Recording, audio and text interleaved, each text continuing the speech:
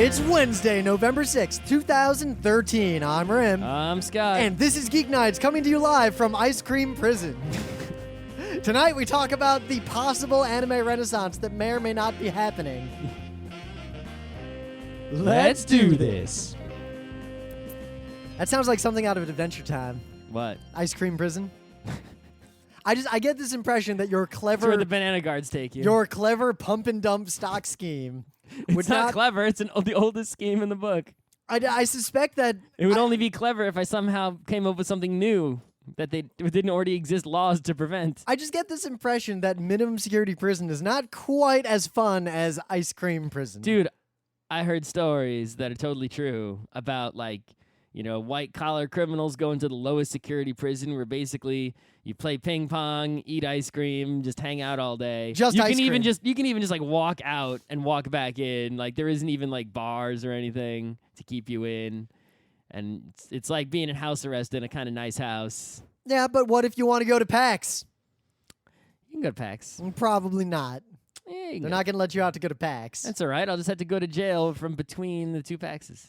I have a feeling if you go to prison as opposed to jail, you're not going to be there a short enough span to not miss at least one of the PAXs. 4 months. All right. So when you go to the sentencing, be like, look, I'm guilty, but I can really only stay here for the next 3.5 months. Can I start serving my sentence in April and get out in August? Thanks. That'd be nice. So yeah, it's Wednesday, and I just noticed that there is yet another Initial D movie coming, it looks like. Woo! Pilot video for Something Shin no one else will like Joban but me. Initial D, the new Initial D movie. Is the Initial D manga still going, or is it over? I actually don't know at this point. I actually bought every volume of the Initial D manga released in English, but they didn't finish it. So I didn't finish it, and I didn't go get scanslations or anything. Oh, the manga ended a couple months ago, in July, a few months ago. So there's that's nice, but how am I supposed to get the rest of it? Scanslations or something? I don't know. Yeah. I didn't even watch all of Fourth Stage. Like, I as much as I like didn't Initial even D. watch the first movie. I watched the the first stage and the second stage, and I read all the manga that was officially legally released in English, watched and that that's it. awful live-action movie. Oh, Chinese right. one? Right. Yeah. Remember how bad that man. shit was? We should review that on Geeknights. It's You know what? awesome. Reviewed it right now. It sucks. It is so bad. You all right. But the reason I bring this up is that I like Initial D a lot because it's super dumb and it has Eurobeat and cars. Mm-hmm. Well, super Eurobeat, not just Eurobeat. I'm not going to watch some Eurobeat trash. It's got to be super Eurobeat. I don't care. This trailer, or this pilot, I guess, does not have super Eurobeat music, but some other kind of music. And What? while How is that? It's not Initial D. Now, while the trailer does show this really cool manga-looking shader that actually looks real, like the cars look really cool, unless someone makes some sort of fan edit that just plays Running in the 90s on a loop in the background instead of this music, I'm not going to watch this movie. The only reason to watch Initial D anime is Eurobeat music. Without Eurobeat music, I don't even consider it to be Initial D. It's some sort of imposter D. And to be honest, all the Initial D after season 1, unless you're really like me and Scott, it's not that great. Season 1 wasn't that great. It was Season 1, at cookie least... cutter, bad animation. Season 1 at least has a pretty good story arc for the main character. It has that scene where he washes the car. Yeah, that's about And that it. bit at the end. Season 1 is almost a show. Okay. Anyway. Don't miss it. And one other very small thing. For any of you who are dumb enough to not see Wolf Children yet in the theater, you can go see it in the theater.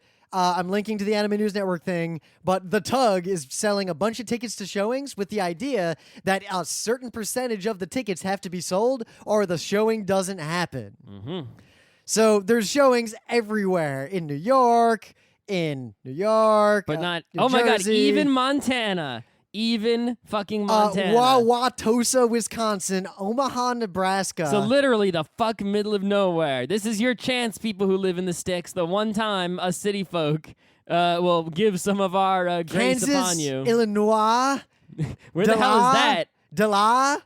I never even heard of that place. Oh, there's one in Huntsville, Alabama, but there's no tickets for that one yet. Well, definitely don't go there. Yeah, if you live there, I guess. Even if you live there, just kill yourself. I've been to Alabama. It wasn't that bad. When were you in Alabama? I went to space camp. That was in Alabama? Yeah. It wasn't in Houston? There's multiple space places. I thought it was in Houston. Anyway. So, Wolf Children, dubbed, subbed, and you can go see it in the theater. It is an amazing movie, and if you're an anime fan at all, you should see this movie, and it's worth seeing in the theater. Mm-hmm. I think we reviewed it at one point. Go listen to that episode. Sure. Okay, so, normally I don't just like to do Kickstarters for news or whatever, something like that, because it's sort of just too easy, and you could just do that all goddamn day. Yep. I mean, I'm wearing my Kickstarter belt, and I got to tell you, it really sucks for all of you who didn't kickstart this belt. Sure. But there is a particular Kickstarter that is particularly fascinating, right? Fantagraphics, one of the best comic book publishers in the United States, publisher of graphic novels and books and all kinds of good stuff. I buy a lot of Fantagraphics things. That you do. They are doing a Kickstarter, and it's strangely enough, there's nothing on the Kickstarter I actually want, so I'm probably not going to kick it, but maybe I'll do the $1 situation. I have never done the +1 Kickstarter before. I've only ever Kickstarted to get a thing. Yeah, there's really nothing I want. Maybe I'll just do one. But Well, basically I what they're guess doing... I kind of gave a lot of money to be in Puppycat, even though I don't need any of those things, just to give them more money. Yeah. So.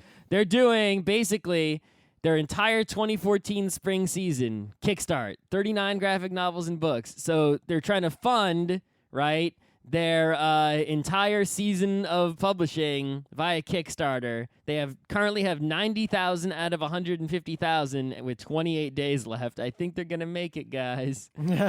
You can get a lot of comics that you cannot get anywhere else, or pre-order basically a bunch of stuff that may be signed or who knows what, right? Pretty much anything in the spring catalog.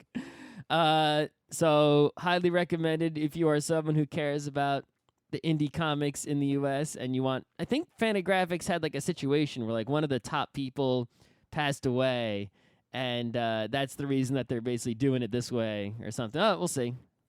All right, so yeah. This is like one of my favorite publishers. So speaking of Kickstarters, it's close to its goal, but not there yet. So since I mentioned it, the Bee and Puppycat Kickstarter. One, if you haven't watched Bee and Puppycat, it doesn't need a whole Geeknights episode to review. Just watch it. It's on YouTube, the whole thing. It's good. I like it. I just don't like it as much as Adventure Time. Bravest Warriors. Or Bravest Warriors. If I had to put them in order, for me, it's Adventure Time, Bee and Puppycat, Bravest Warriors. But Bravest Warriors has this totally freaky, what the hell is going on with this emotion? Oh, don't get me wrong. Horse I like Bravest talking, Warriors. Horse, a other lot. dimension. We're talking about if this is a big terrible graph, secret of space. If this is the graph of things I like, they're like millimeters apart from each other. Yeah, I'm just saying, Bee and Puppycat is behind for me because it lacks the terrible secret of space. If it somehow gets a terrible secret of space, then maybe it'll elevate. So the terrible secret of the monster inside of Puppycat and the warlocks. Not quite as mysterious as the Emotion Lord, and it's himself from the future coming back to visit, and where their parents go. That's really, really straightforward. Anyway, these things are all great. Frederator is great, and the Bee and Puppycat Kickstarter, as of now, is about $4,000 shy of its goal and only has about 7 days left to go. Also, what is up with them and combining animals? Puppycat, cat bug. What's next? What's next? Seriously, whatever the series they come up with next is. Well, Scott, you realize that was a big part of the original Avatar. You never watched Avatar, did you? Bravest Warriors has 2 of them. It has cat bug and Impossible Bear. I like Impossible Bear. I like the best simply because of his gas-powered stick. Gas-powered stick. All right, but. You never watched Avatar, right? You've the never Last been Airbender, to the the West cartoon. Indies. Because in that world, every animal is actually a combination of 2 animals. every single one. Daddy 2PP. So there's one point, I forget, I think it was a bear. They're like, oh, that's a bear. And someone's like, a bear what? And they're like, I think it's just a bear. And they're like, that's weird. So if every animal in their whole world is a combo of 2 animals, how could they even know about a single animal? Those would be single animals to them. Now, in the past, I would have pointed that out, just like you have. But having watched all of it and having thought about it, there's a pretty easy answer. If there's bear cat, bear wolf, bear lion, and bear owl, as opposed to owl bear, then from that set of combine animals, you can extract using algebra the bear part. So you could basically reverse engineer what a bear is from the fact that there's so many animals that are bear something by taking the combined median of those animals. Okay, sure. But let's pretend in the real world, right? Eagle. Okay? Yes. So let's say you see an animal somewhere. What animal would you consider to be an eag? But that's just one animal.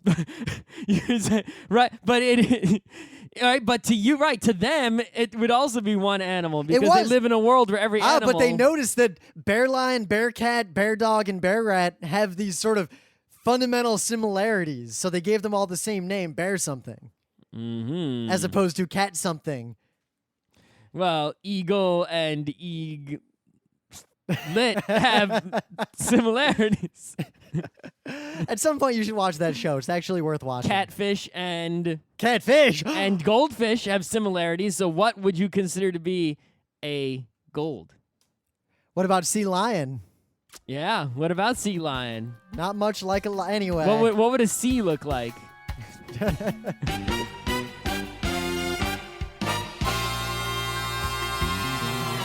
But anyway, things of the day. Our good friend Judith, you may know her from the internet, shared this with us. Normally, I saw it before she shared it because I'm all internet-y. I saw it from her and other, because I don't check my Twitter constantly. I check it constantly. I saw it from multiple sources. Internet's at the same wired time, into my brain, and I did not analyze where it came from first. But this is kind of amazing in that if this were a show, I would watch it only if, one, the characters never spoke dialogue, and two, music like that was playing the entire time. This needs like a 26 episode treatment. This is just My Little Pony, Friendship is Manly. And that slow-mo walk in, and then when Pinkie Pie like makes that gesture with his hand, its hand, enter my it's so perfect.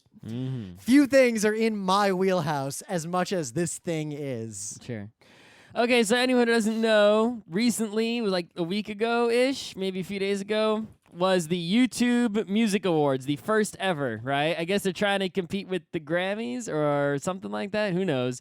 Every award show is the high school awards show, right? That's how they say it. But the YouTube Music Awards was somewhat unique in that, number one, the award show itself was even more high school award show. And if you'd actually watched any of it, which I watched barely any of it, a lot of cringeworthy activity going on there. Just sort of like, But the awards were not given out by some sort of record industry vote or anything like that. It was primarily done by fans sharing videos. And the way it worked is for each nominee in each category, there was a specific video uploaded to YouTube. And the more that specific video was shared, that basically counted as a vote. So if you went and found the video of the one you wanted to vote for and shared it on Twitter or shared it on Google Plus with the YouTube share button, that counted as a vote.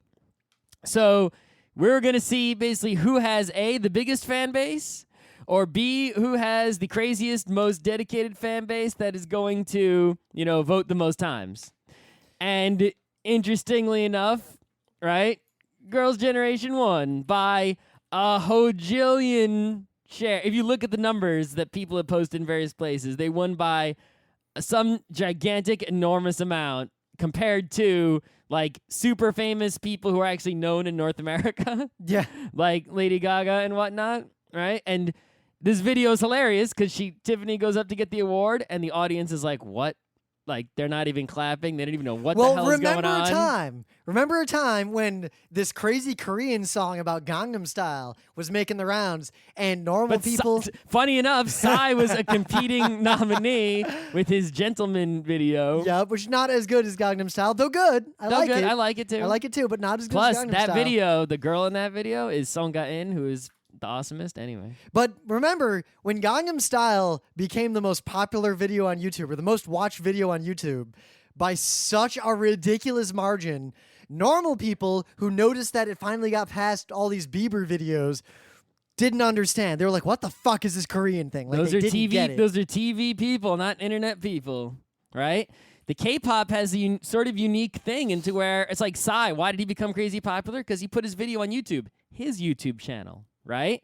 It's like these people, they just put all their shit on YouTube and they don't give a fuck. You can embed it, unlike that Vivo nonsense, right? They can do everything. Yeah, Gangnam Style's got almost 2 billion views. Yeah. Billion. Something interesting is that, the what's it called?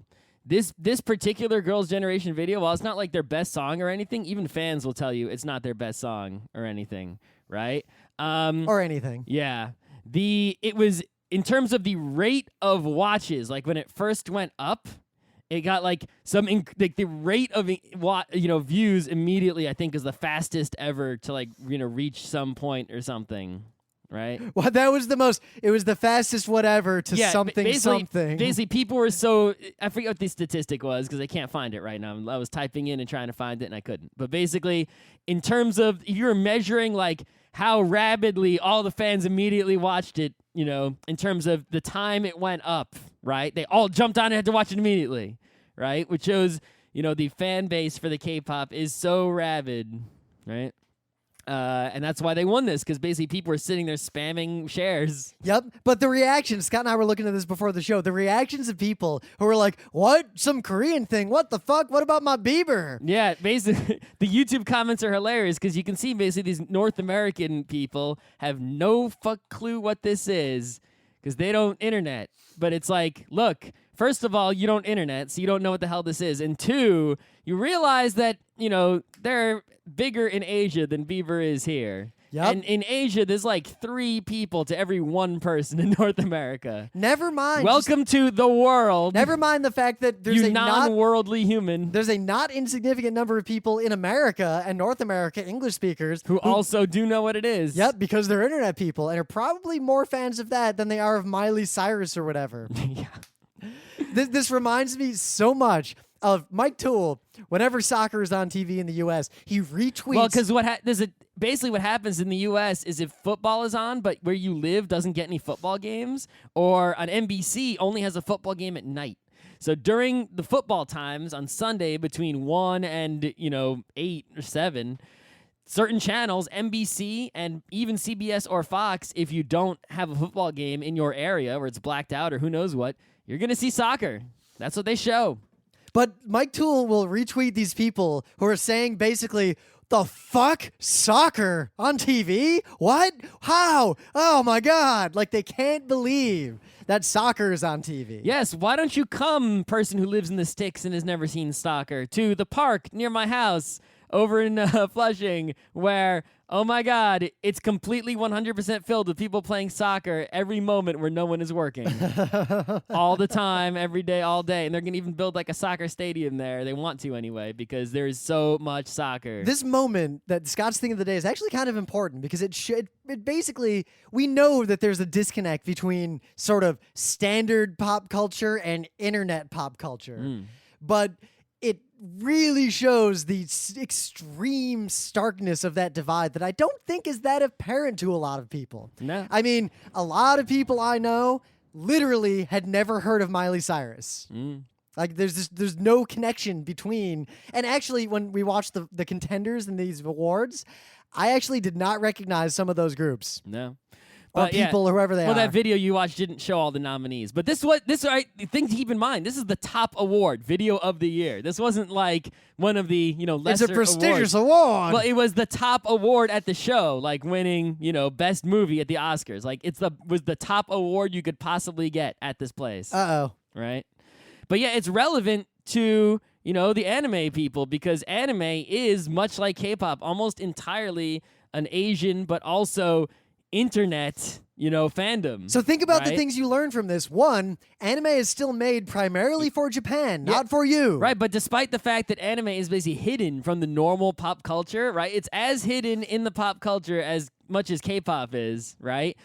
It is ginormous. Anime is bigger than you think it is. Right? But it's only big in the sovereign nation of the internet and Asia. Yes. And parts of France. Perhaps. So in the meta moment, I got 2 auspicious emails just now. Ogre shipping. One of them... I noticed because you didn't have your ogres. That's what the only thing it could possibly be. Well, 2 Am of I them, right? Well, 2 Am I right? You were right. Oh, so look at that. one of them is a FedEx notification saying that a 28-pound package is on its way to my The apartment. other one says, Rim, we're delivering to you a table that will take up your entire Yep. living room so you can actually use that I'm package. just waiting for my doorman to call and be like, yeah, there's a tank down here. Actually, it's a box full of tanks. Do you need a hand cart? You need a Humvee to put Do you the want tanks- to purchase a storage room just to put it in without taking it upstairs? NASA is going to let you borrow the thing that moved the space shuttle so you can move these tanks around. I don't know if I'll ever even open or play this game. This was like the You haven't first even thing I played ever Risk kickstarted. Legacy. I know. I bought this because there wasn't much on Kickstarter back then. I didn't buy it on purpose because I knew better. We'll play it at some point. Yeah, what? Maybe. Yeah.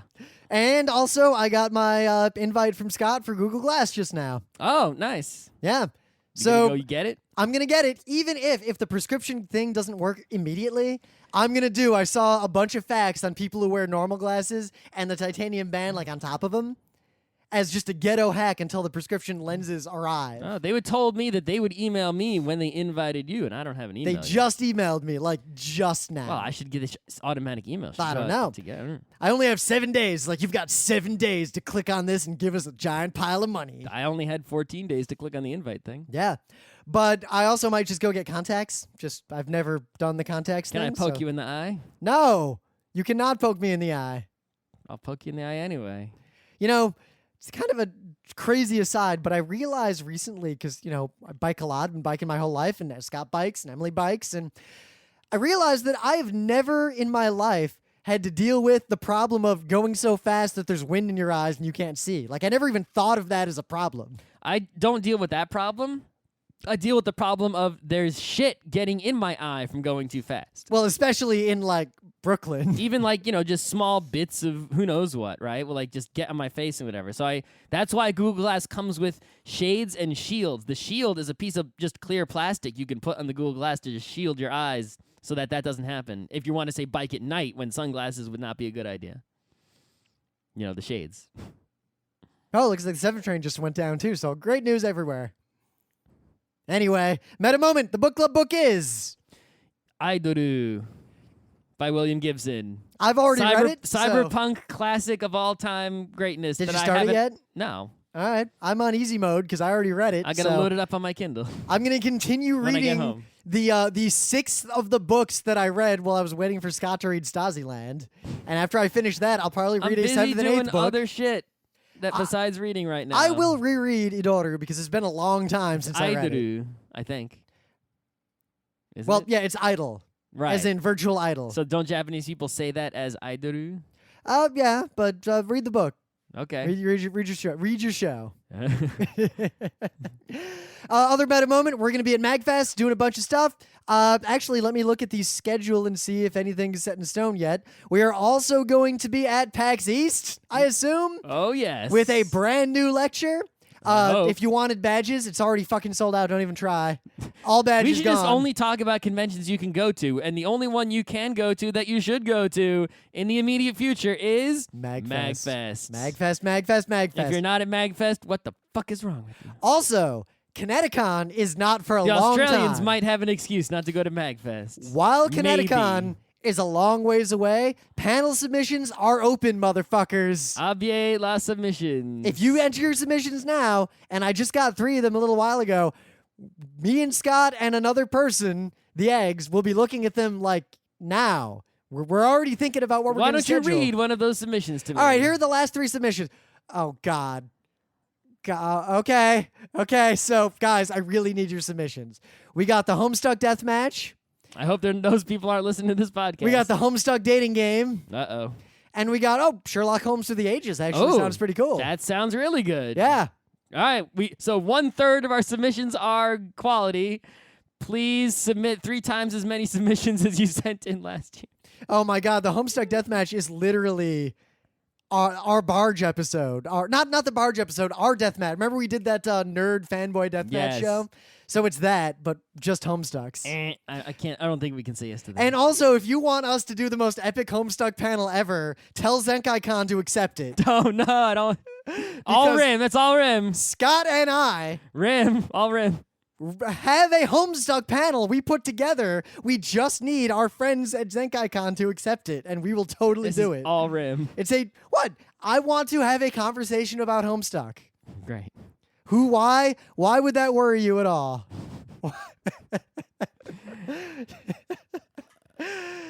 Yeah, also check out our awesome new forum and all our videos and all Visit our us stuff. on the internet. Our forum's in pretty... all the places that we live on the internet. Our forum is pretty badass, and you really should be a part of it. And you should help pay for it.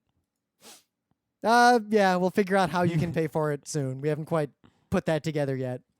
So, we noticed something, and I'm not sure if it's a real trend or not, but I think it's worth talking about because so many other people are talking about it. This is Rim's show idea. So I remember I would happily defer at any point to your show idea. I have no show ideas. All right, so we'll just sit here for another 30 minutes doing nothing. So when Madoka Magica came out, it caused this sort of rekindling of interest in anime, but only among a certain subset of anime fans. Like, I noticed that people like me and Scott, and people who either have a sort of professional interest in the anime industry because they're journalists or something, or people who are just like really into anime and watch a lot of anime, all of those people who might not have watched a lot of things very recently watched Madoka. And it's sort of like they watched it even though they weren't otherwise watching anime. But then after Madoka was done, they pretty much just spent the next year complaining that nothing good came out since Madoka and re-showing Madoka to people who hadn't seen it yet. So it caused this it was like a tinder, but then it faded out, didn't even smolder. But then Attack on Titan happened. And I ignored Attack on Titan like I ignore all new shows that come out. But people kept talking about it. People kept saying it was good. People kept watching it. I kept getting Full Metal Alchemist vibes. So we watched it, and it was exactly what people said it was. It was actually pretty awesome. You might remember a review of it.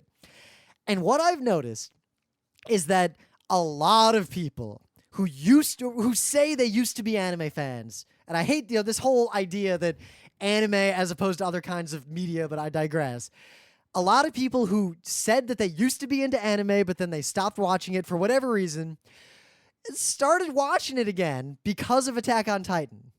Like, they went and got accounts on Crunchyroll to watch Attack on Titan because all their friends told them to watch Attack on Titan, and it started causing this cycle, and suddenly a ton of people were watching anime again. And I think a secondary thing happened too, where I think a lot of those people started watching Crunchyroll to see Attack on Titan, and as soon as it ended, they'd kind of gotten used to watching anime again, and it just so happened that there's quite a few not terrible shows also coming out on Crunchyroll that they could just watch. Right. It's like and this isn't like, a lot of people posted about the Moe plague or whatever. The right? dread specter of right. Moe. And they were showing stuff like, well, look, this has always existed. Here's an example of, horrible Moe from a long time ago. It just looked different, but it's always been there. It's not a new trend, right? That is not true. Go and look at the season sheets, right? All anime from a particular season, all on one piece of paper, right? The same way they make those JPEGs, and look at it for years in the 70s and the 80s, and you know what you're gonna see? It won't be mostly filled with Moe. There might be something on there that you can consider an old Moe or something like that, right? Or some old fan service show. They existed, but what you will find more often is legit shows that might have a little fan service, like some Tank Police, and you'll find mostly kids shows. If you look at the season sheets now, there's only a few kids shows, and some things that look like kids shows may also be Moe shows. You may recall our episode when we reviewed all that anime. And the number of shows that are purely fan service and whatnot are greatly increased, right? And the number of shows that are of interest to anyone who's not a pervert are greatly decreased. But if you compare, say, this season to a few seasons ago, there is a noticeable slight increase in things that, people who are not small children or perverts might actually care about and might actually be good. Now, there have been little bumps like this and pretty good seasons off and on. It's not a complete, oh my God, all anime is great. But it's there's actually some animes to watch now. For a few years, There were basically no anime that were new that I cared about at all. Now, there were a couple of years, a couple of seasons where there were a few good shows, like we have now. We have this It'd trickle. be like a show and then another show, But- right? It was like Madoka, that's a show. But there was a perfect storm. Madoka came out, but there wasn't a lot else coming out around the same time that would continue to smolder. Or there'd be a cluster of pretty good shows, but no blockbuster. But suddenly we had this perfect storm where Attack on Titan happened. It had wide enough appeal to get a lot of people watching anime again. And then a lot of those people stuck around. Mm-hmm. Because there were places for them to go. I mean, remember, Madoka ended, and we were like, oh my god, let's watch more anime. And there was nothing good, and then we started watching old anime again. But there are some B-tier shows that are sort of hiding underneath that are getting some views, right? So people come for the Attack on Titan and the Kill la Kill, which are saving anime. Space Dandy's going to follow it up so that we see some sustaining going on here, right? They're keeping the will alive with a few shows. But in between, it's like, well, look how long Space Brothers has been going. Oh, right? it's actually really good. Yeah. What's this eccentric family? Wow, that's not like anything I've ever seen before. Yeah, it's like there's these like second level of shows underneath to sort of wait around in, while you're waiting for these top tier shows to sort of keep the spirit alive. The thing is, will it keep going after Space Dandy? Space Dandy's going to come out in the US before it's going to come out in Japan. How crazy is that shit? Yep. Well, that happened with Big O too. I guess, sure. And the Trigun movie really only happened because of the international audience. But it's interesting. Right, Trigun movie. Never saw it. Yeah, I have it. Okay. I've had it since when it came out. I got a copy of it with translations immediately, and I never felt the desire to watch it that Me much. either. Even though I really like Trigun. Sure. But what's really, the reason I thought of this, and I was thinking about more and more like why this is happening right now, is that I have a lot of friends. We have people in the Front Row Crew and people we know are really into anime. Like, we all went to RIT, which is like the anime epicenter. Mm-hmm. And, the biggest anime club. Like, there's a lot of really big reasons why anime fandom had a huge sort of stronghold in Rochester, New York, because of the RIT Anime Club. And most of the people I knew weren't watching anime anymore, who were a big part of that. They were as into anime as we were. Like, that deep. Every weekend, marathoning shows like Ava and Eska and all these things. And they kind of just stopped watching. And they didn't know Madoka existed or was good. This past weekend, two good friends, deeply into anime, didn't even know the deal with Madoka. So I showed it to them. They're like, oh, fuck. Oh, hey. Maybe we should watch anime again. But the reason that they didn't say, oh, well, you want to watch Madoka? Like, oh, let's watch Madoka. I showed that to them. The anime they brought up, they're like, yeah, we're going to start watching anime again, was Attack on Titan. Yep. So Because what think is about it? it, Why if did you're Attack on Titan get such a wide appeal that Madoka did not? Mm-hmm. Like, what's the difference? Just the way it looks, right? Madoka, you just look at it, you think it's a magical girl show. You're not gonna watch that. I mean, we ignored it until people we trusted said, guys, it's not what it looks like, Until watch lots of people said. it. I mean, My Little Pony, guys, it's not what it looks like, watch it. Yeah, but now this Kill la anime... Kill is right, exactly but what it Attack looks on like. Titan, Space Dandy, you don't need to tell someone it's not what it looks like. It is what it looks like. Exactly. Right? I mean, Kill la Kill, you watch the first 5 minutes of that, you're like, this show is exactly what it professes to be. Yep. It's like, you don't, and, people who aren't... There are people who like anime. They will watch it, all right? They watch the big shows, right? They're not those crazed anime fans that actually anime is their primary geekery and they watch all the animes no matter what. It's like they just like anime and they watch the big shows. And we're sort of in that category. We're a little deeper than that, but most people I know, anime is not their primary geekery, but they all like it. They all know about it. They're fans of it and they watch the big items, right? And if there aren't any big items, they don't watch anything.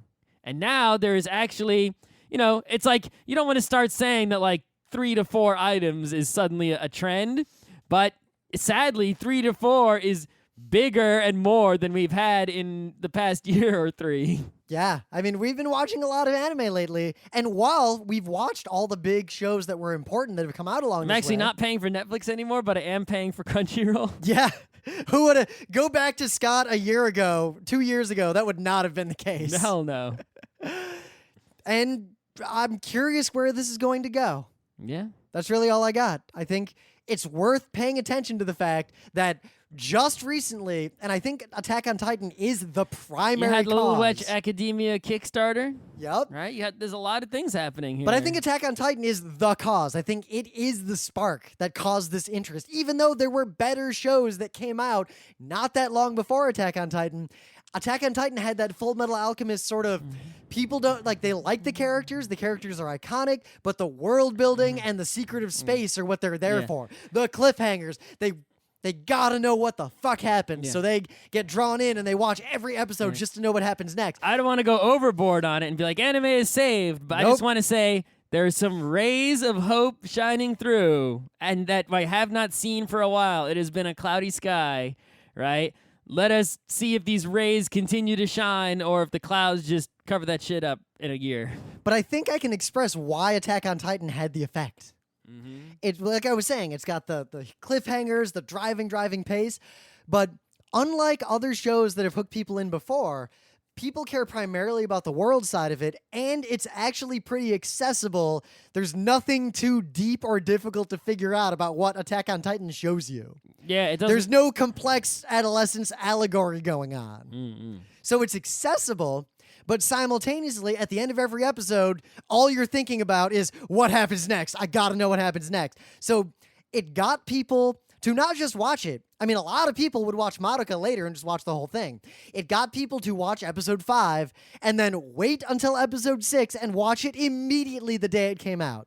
Watching it live mattered. And the reason it mattered is because it had this critical mass of anime fans, and anime fans are mostly on the internet.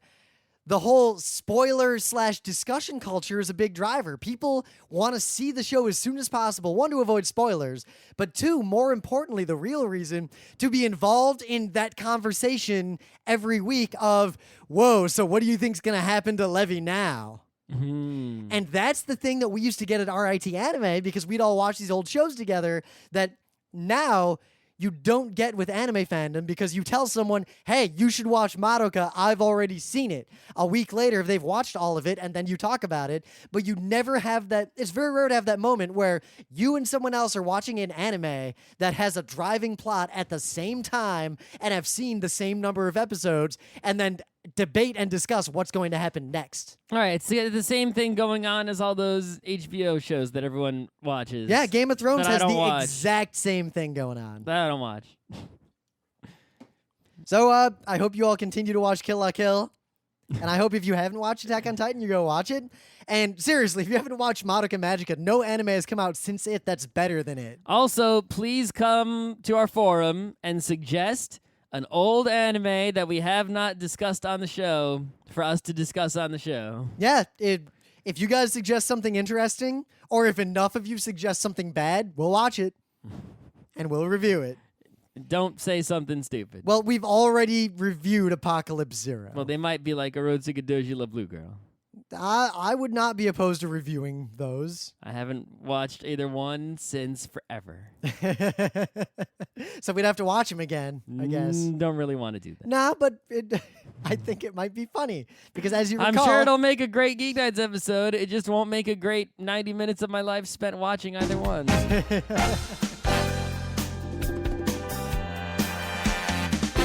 This has been Geeknights with Rim and Scott. Special thanks to DJ Pretzel for the opening music, Kat Lee for web design, and Brando K for the logos. Be sure to visit our website at frontrowcrew.com for show notes, discussion, news, and more. Remember, Geeknights is not one, but 4 different shows. Sci-Tech Mondays, Gaming Tuesdays, Anime Comic Wednesdays, and Indiscriminate Thursdays. Geeknights is distributed under a Creative Commons Attribution 3.0 license. Geeknights is recorded live with no studio and no audience. But unlike those other late shows, it's actually recorded at night.